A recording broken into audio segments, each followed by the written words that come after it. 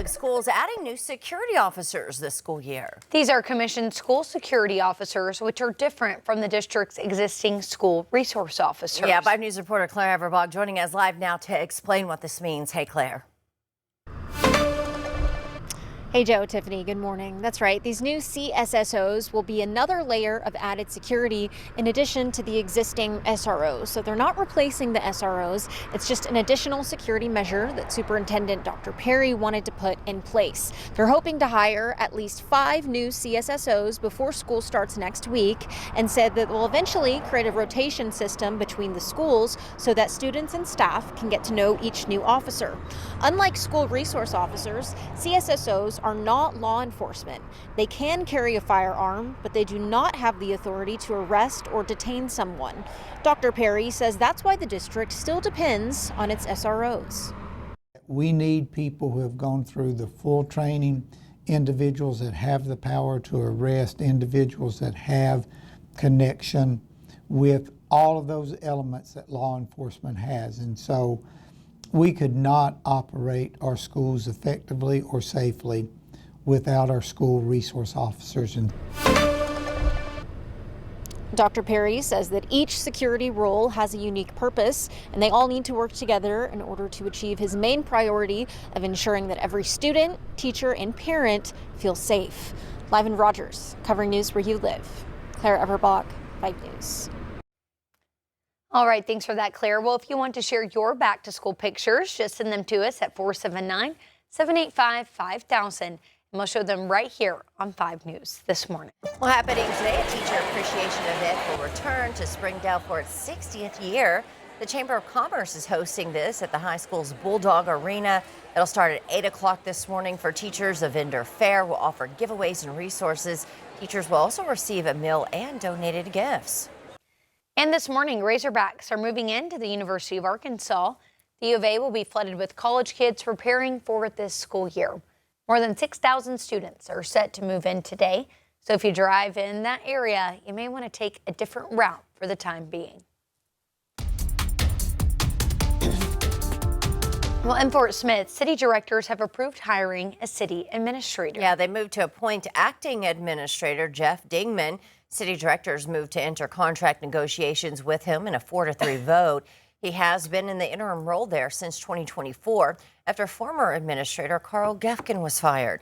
If Dingman accepts the offer, he will continue to run the day-to-day operations for Fort Smith. But if voters pass a November proposal to change a city's form of government, Dingman's position would be eliminated and his responsibilities would go to the next mayor of the city. Well, candidate filing closes at noon today for municipal races in Washington County. Anyone planning to file must submit the required paperwork before the deadline at the county clerk's office. That includes candidates running for mayor under the mayor-council form of government, along with candidates for director under the city administrator and city manager forms of government. Well, the Fayetteville City Council voted last night to designate a portion of South Fayetteville as the city's Black Historic District, which covers an area near Willow Avenue and Center Street, along with several surrounding streets where city staff say the highest concentration of historic Black property ownership in Fayetteville is found. Advocates spent years researching the history, gathering petition signatures, and working through multiple levels of city review. Supporters say the designation is about making sure Fayetteville's Black stories are not only preserved, but celebrated. Councilmember DeAndre Jones has supported the effort since the beginning. A lot of people are not aware of the rich Black history in our city. So I believe that what this is going to do a number of things, right? It's going to tell that history, it's going to create that very important awareness, but it's also going to foster pride. Well, the designation also means certain construction and demolition requests within the district could require review by the Historic District Commission. More than 84 years after his service in World War II and being unidentified for years, the Greenwood Police Department escorted an Arkansas soldier home. William Paul Keel's remains were transported from Little Rock to McConnell Funeral Home in Greenwood. Keel served in the 33rd Quartermaster Truck Regiment in the Philippines during World War II, joining in 1941. While he served there, he died as a prisoner of war in 1942. So many people showed up along the route. There were hundreds and hundreds of people along the route as we came home, and it's a great honor and a privilege for the Greenwood Police Department to be able to participate in assisting bringing this fallen soldier home.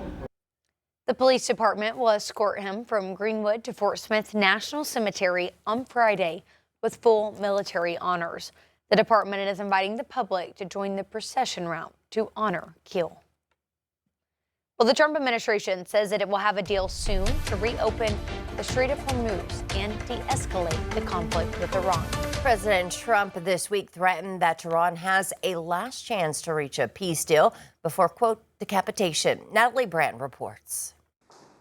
Secretary of State Marco Rubio touted progress in talks to fully reopen the Strait of Hormuz, saying the U.S. is involved in the ongoing discussions between Iran and Oman. There's been progress made in those talks, but not finality yet. The Associated Press reports that under the proposed deal, ships would enter the Persian Gulf through an Iranian-controlled route and exit through an Oman-controlled route. Some reports say both countries would collect service fees for providing security, even though the Trump administration has opposed tolls of any kind. I'm not going to let them charge. If anybody's going to charge, we'll charge. Both President Trump and his Secretary of State also say phase 2 of negotiations with Iran will focus on nuclear issues and could take a while longer. The denuclearization of Iran is the ultimate deal. President Trump has not given a clear timeline for how long the talks could take, and he warns it's the regime's last shot at diplomacy. I want to give them every last chance before decapitation.